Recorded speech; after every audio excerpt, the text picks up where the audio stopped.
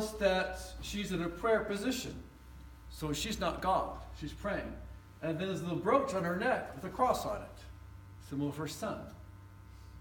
Now, you can tell a little bit that her left knee is up a little bit. You can see in the image. You can see a little bit better in that image over there. Is she marching? She's dancing. She's dancing.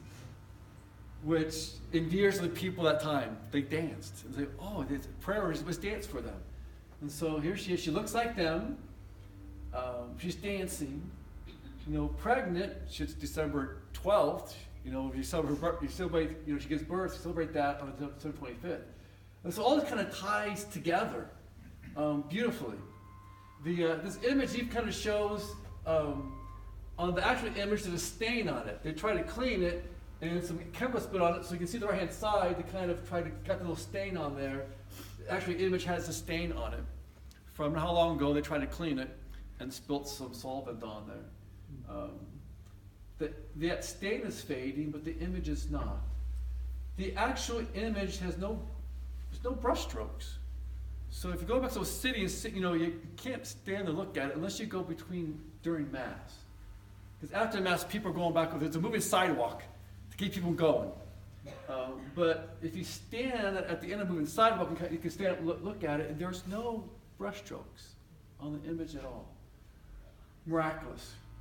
It is on the tilma was rough, coarse cloth. And that was 500 years ago, 1531, and it hasn't decomposed. The first 100 years, the image was just hanging up in the church, exposed to the elements. There wasn't air conditioning back then. And so the humidity of the time and whatever, and nothing happened to the cloth that's on. So completely miraculous. And along with that, you know, here's Mary, you know, show the people, I'm like one of you, and come to my son. The Spaniards, you know, they conquered the Aztecs. They, you know, for the most part, they stopped the human sacrifice. But they also oppressed them. So the Aztecs were not, even though they stopped the human sacrifice, which would stop most of the wars, because the Aztecs had to be constantly at war to get more victims. Constantly at war. So that stopped, but the Spanish brought some oppression. So they didn't want to worship the God of the Spaniards. But when Mary came, you know, she really pointed them to, no, this is what the God of the Spaniards isn't like the Spaniards. It came conquering with force and fear. God comes conquer with love. That's why she came. You know, the sign to the bishop was roses, a sign of love. I'm coming with love. I'm not going to force you to come. She come with love to point you to a better, new direction. It's not the Spaniards who are the example. Mary says, look towards me, I'll point you to my son. I will point you towards him. Mary chose a humble native. Wasn't in charge of anything.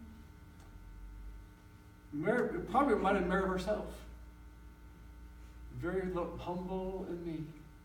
God chooses to make it humble. I mean, think of Bernadette. Think of the three children of Fatima. They're not well educated. Humble. And such as Juan Diego. Well, Juan Diego preceded. So Juan Diego was what God was going to do later on with Bernadette and with the three children. So God chooses the humble, which means He wants to choose all of us to do His will. Just by faithfully doing His will, whatever that might be, something small, something big, whatever it may be, God's grace is there for that. He chooses the humble. Once again, I mean, look at Mother Teresa, 4'10", from Albania, of all places. But following God's will, trusting His grace, the humble Blessed are the humble. Blessed are the meek.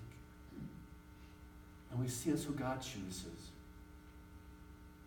So when you feel God calling you to do something, yes, it shows him you.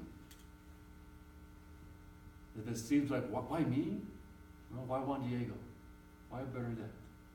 Why Francisco? Lucita? Jacinta? Why them? Well, because God wanted them. God's calling you. Don't say, why me? He said, well, I guess that's who he wants. Who's the Lord said? Lord, send me. Lord, use me to build your kingdom. Using gifts and talents that I have. That's all God asks us, to be open to that. Amen? Amen.